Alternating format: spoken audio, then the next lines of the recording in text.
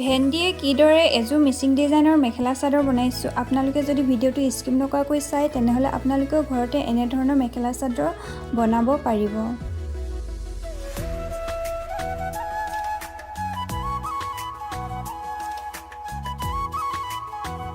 নমস্কাৰ বন্ধু বান্ধৱীসকল, মই মোৰ ইউটিউব চেনেল আইমন কালাৰ্ছৰ অন্য এটি ভিডিঅ'লৈ আপোনালোকক স্বাগতম জনাইছোঁ। আজি মই এই কাপোৰযোৰ কটন কাপোৰ হয়, এই কটন কাপোৰযোৰত এটা মিচিং ডিজাইন বনাই দেখাম। এয়া প্ৰথমে চাদৰখন মই মেলি লৈছোঁ দেই, আৰু এইফালে এডাল স্কেল লৈছোঁ, যিহেতু প্ৰথমে মই আঁকি ল'ব লাগিব। আৰু এয়া স্কেল পাতৰ সহায়ত 1 ইঞ্চি আঁতৰে মই এটা ফুট মানে বগাকৈ এইটো কালাৰ পেঞ্চিল হয়, দাগ দি লৈছোঁ দেই। এটা দাগ দি লৈছোঁ, যিহেতু মই এই কাপোৰযোৰ ভেন্দি সহায়ত বনাম। আপোনালোকে কিদৰে কাপোৰযোৰ বনাওঁ একেবাৰে শেষলৈকে চাবচোন। একদম কম খৰচত কম সময়ত আৰু একেবাৰে সহজভাৱে বনাব পাৰিব। এয়া মই প্ৰথমে ভেন্দিটো কাটি ল'লোঁ। ভেন্দিটো কটাৰ পাছত ইয়াত মোক দৰকাৰ হ'ব, এইফালে মই লৈছোঁ কেমেলৰ এক্ৰেলিক কালাৰ হয় এয়া, আৰু এয়া য়েল্ল', ৰেড, পিংক, হোৱাইট আৰু ব্লু। তো কালাৰখিনি প্ৰথমে উলিয়াই লৈছোঁ দেই। এখন প্লেটত আপোনালোকে কালাৰখিনি উলিয়াই ল'ব, একেবাৰে কমকৈ উলিয়াব, নহ'লে শুকাই যাব। আৰু যদি আপোনালোকে পাৰে স্পঞ্জ ল'ব পাৰে। মোৰ হাতত যিহেতু স্পঞ্জ নাছিলে, মই সেয়েহে এনেদৰে বনাইছোঁ আপোনালোকক দেখাবৰ কাৰণে। আপোনালোকে যদি স্পঞ্জৰ সহায়ত যদি বনায়, কাপোৰযোৰ বহুত মিহি হৈ যায়, আৰু সেয়েহে স্পঞ্জ পাৰিলে ব্যৱহাৰ কৰিব। মই এয়া দেখিছে নহয়, ভেন্দিটো কালাৰখিনি লগাই আপোনালোকে যদি আকৌ স্পঞ্জত লগাই ডাইৰেক্ট কাপোৰযোৰত লগাই তেনেহ'লে অলপ মিহি হয় দেই। আৰু এনেকৈ লগালে মিহিয়ে হৈছে বাৰু, কিন্তু প্লেটত অলপ লগাই ল'ব, যাতে গোটেই ভেন্দিটোত মানে ধুনীয়াকৈ লাগি যায়। আৰু এইদৰে লগাব, আৰু চাব যাতে ভেন্দিটোৰ ভিতৰত যদি অলপ বেলুন টাইপৰ যদি হৈ থাকে, সেইটো আপোনালোকে শুৱাই লৈ সেই বেলুনটো নাইকিয়া কৰিব আৰু ধুনীয়াকৈ বনাই ল'ব। এয়া দেখিছে, ল'ৰাটোৱে আহি পিনি কালাৰখিনি ওপৰত কৰি দিলে, বেয়াই কৰি দিলে। একো নাই বাৰু, যিহেতু মই এই কাপোৰযোৰ মই নিজেই পিন্ধিম, একো নাই, হৈ যাব।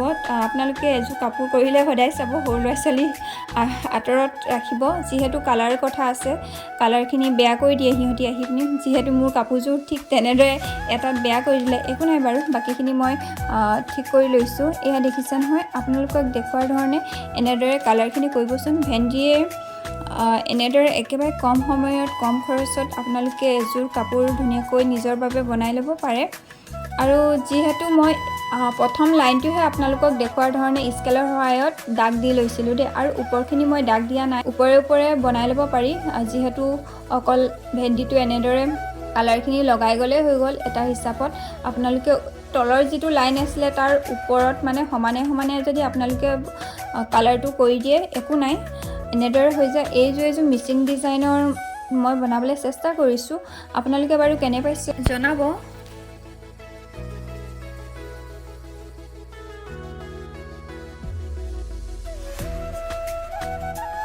আপোনালোকে এনেধৰণৰ ভেন্দিৰ পৰা ধুনীয়াকৈ কাপোৰ বনাই ল'ব পাৰে, বিভিন্ন ধৰণৰ ডিজাইন দি বনাব পাৰে। ইয়াত মই এটা মিচিং ডিজাইন বনাইছোঁ। আপোনালোকে মিচিং ডিজাইনৰ সলনি আৰু বেলেগ ডিজাইন আপোনালোকে বনাব পাৰে। আৰু এনেদৰে মই কালাৰখিনি কৰি লৈছোঁ। আপোনালোকক গোটেই কাপোৰযোৰ কিদৰে কৰিছোঁ দেখুৱাটো সম্ভৱ নহয়, কাৰণ যদি দেখুওৱা হয় ভিডিঅ'টো বহুত দীঘল হৈ যাব। সেয়েহে আপোনালোকক থুলমূলকৈ ভিডিঅ'টোত দেখাবলৈ চেষ্টা কৰিছোঁ। আপোনালোকে কেনে পায় কমেণ্ট এটা কৰিব। আপোনালোকে যদি এই মিচিং ডিজাইনটো আঁকিবলৈ বিচাৰে, তেনেহ'লে মই কৈছোঁ যে অকল প্ৰথম তলৰ লাইনটো আপোনালোকে পেঞ্চিলৰ সহায়ত আঁকি ল'ব, আৰু ওপৰ লাইনটোত তলৰ যিটো দিয়ে তাৰ ওপৰত কালাৰখিনি কৰিব, এটাকৈ তেনেকৈ কৰি যাব। তেতিয়া আপোনালোকে ওপৰখিনি আঁকি নল'লেও হ'ব, কাৰণ আঁকি থাকিলেও এযোৰ কাপোৰ কৰোঁতে বহুত টাইম গুচি যায়। আৰু সেয়ে যদি আপোনালোকে একেবাৰে সহজভাৱে কৰিব বিচাৰে, এদিনত কৰিব বিচাৰে, তেনেহ'লে তেনেদৰে কৰিব। মই যিদৰে কৰিছোঁ, ডাইৰেক্ট অকলে তলৰ লাইনটো আঁকিব আৰু ওপৰখিনি আপোনালোকে তাৰ সমানে দি যাব, তেতিয়া একেবাৰে কম সময়ত হৈ যায়। আৰু আপোনালোকে কিদৰে কৰিছোঁ বুজি পাইছে চাগে ন। আৰু এনেদৰে মই কালাৰখিনি কৰিছোঁ।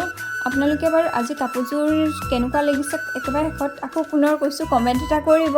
আৰু যদি আজি ভিডিঅ'টো চাই আপোনালোকৰ ভাল লাগে বা আপোনালোকৰ বাবে উপযোগী ভিডিঅ' বনাব পাৰিছোঁ বুলি ভাবিছে তেনেহ'লে চেনেলটো ছাবস্ক্ৰাইব কৰাৰ লগতে কাষতে থকা বেল আইকনটো অন কৰিব নাপাহৰিব, কিয়নো মই আপোনালোকৰ বাবে এনেধৰণৰ কিছুমান আপোনালোকৰ প্ৰয়োজনীয় ভিডিঅ' মই লৈ আহিম একেবাৰে সহজভাৱে বনাব পৰা। সেইবাবে চেনেলটো ছাবস্ক্ৰাইব কৰাৰ লগতে কাষতে থকা বেল আইকনটো অন কৰি ৰাখিব।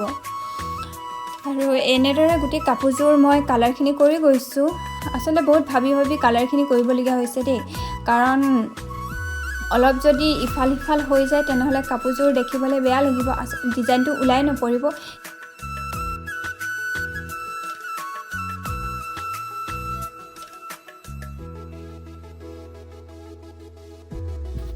এয়া দেখিছে নহয় মই ৰেড কালাৰটো মাৰিছোঁ আৰু এইফালে হোৱাইটটো দেখিছেনে, হোৱাইটটো এটা পৰ্বত টাইপৰ উঠুৱাইছোঁ, আপোনালোকে চাগে বুজি পাইছে ন এতিয়া। আৰু এইফালে ৰেডটো দেখিছে নহয় পৰ্বত টাইপত উঠুৱাই দিছোঁ, আপোনালোকে পৰ্বতটো চাগে বুজি পাইছে। ঠিক তেনেদৰে গোটেই কাপোৰযোৰ কৰিছোঁ। আপোনালোকে একেবাৰে শেষলৈকে ভিডিঅ'টো চাই যাবচোন, তেতিয়া আপোনালোকে গম পাব কাপোৰযোৰ কিদৰে কৰিছোঁ। তেনেহ'লে ভিডিঅ'টো একেবাৰে শেষলৈকে চাই যাব।